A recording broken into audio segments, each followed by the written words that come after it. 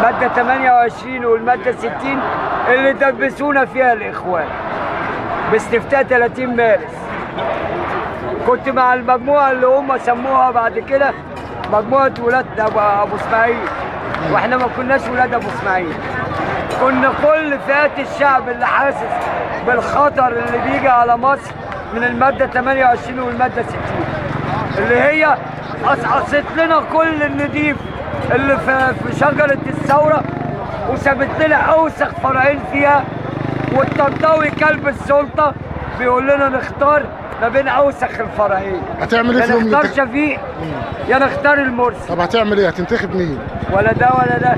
هتروح تنتخب ولا هتقاطع؟ لو رحت هعمل علامة اكس على الاثنين. طب ليه مش تدي صوتك لمرسي؟ المرسي اللي استبن. ليه مش تدي صوتك ليه؟ الاخوان كانوا عاملين كذا استبن غير المرسي. لو المرسي فشل هيطلعوا الاستبن الثالث والرابع والخامس. انا مش عايز مصر تبقى جمهورية مصر الاخوانية. انا عايز تبقى اسمها جمهورية مصر العربية مش جمهورية مصر الاخوانية. طب ليه مش تدي صوتك لشفيق؟ اسمه شفيقة بتاع التأنيس. شفيقة الرئيس اللي هو عايز يبقى رئيس قدم اقرار الذمة المالية بتاعه.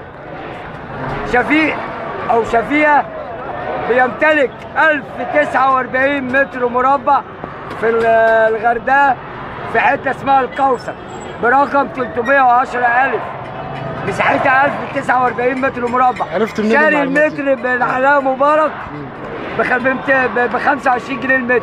جبت منين المعلومات دي؟ المصدر بتاعي سري. ومراته القطعة اللي جنبيها على طول 310 ب بمساحة 877 متر مربع وشاريها بنفس السعر. باع 16 متر لشركة استثمار أجنبي على حتة اسمها البحيرة البركانية. الشعب المرجانية بتبان من المية وانت عليها. باعها بنص مليون دولار المتر لشركة سياحة لأن على منطقة كلها شعب مرجانية. أبو مينا عايز أسألك، هل أنت مع مجلس رئاسي مدني؟ لا، أنا مع تفعيل قانون العزل السياسي اللي مشوه على سليمان وما مشوهوش على شفيق. وتتعاد انتخابات تاني، انتخابات نزيهة حرة ما بين كل اللي سقطوا.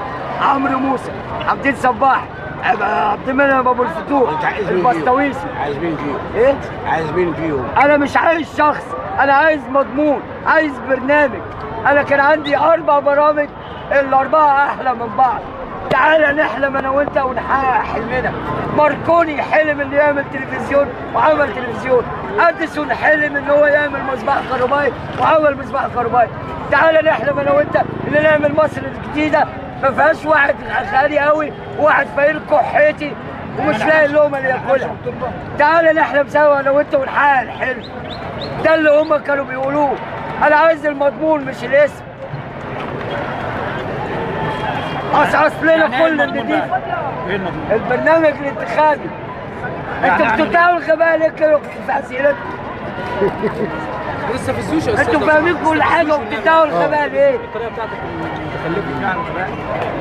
انت عمال بتصدق انا عايز ما يبقاش فيه واحد غالي قوي وعمال يحط اسهم وسندات في البورصه وواحد مش لاقي اللقمه اللي ياكلها. بيشحت بالكاس مناديل عشان واحد يديله جنيه و100 ما يدوهوش. كلام احنا درسناه، انا درست الكلام ده وثلاث ارباعنا ما حفظوش ولا عارف عنه حاجه. الاخوان ما ينفعوش يبقوا ماسكين البلد لان من سنه 33 من اول حسن البنا مصر تبقى حره برئيس مدني يحكمها ايا كان. برضه هرجع واقول لك انا مش عايز اسماء. يا حاج الله يرضى عنك، انت في قدام واقع اهو. انا مش عايز اسماء. الواقع ده مين اللي فرضه عليك؟